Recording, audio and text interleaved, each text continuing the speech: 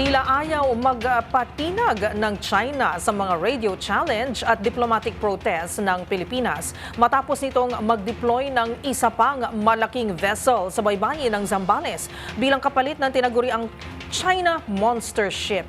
Ang mga detalye tinutukan ni Rovic Manuel.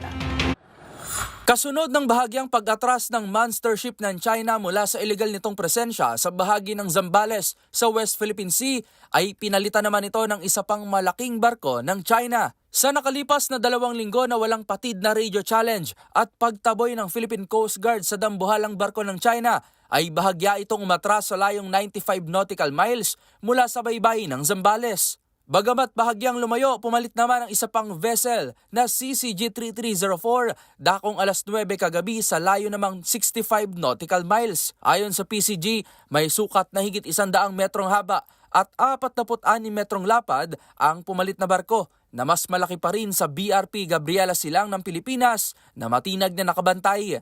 Matatandaang nakapaghainan ng panibagong diplomatic protest ang Pilipinas sa China dahil sa presensya ng naturang dambuhalang barko sa loob ng exclusive economic zone ng Pilipinas, ngunit hanggang ngayon ay hindi pa rin ito umaalis. Sa kabila nito, patuloy pa rin ang pagtataboy at pagbabantay ng PCG sa ilegal na pagpasok ng barko ng China sa ating teritoryo. Para sa MBC TV Network News, ito si Rovic Manuel ng DZRH TV, una sa Pilipinas, una sa Pilipino.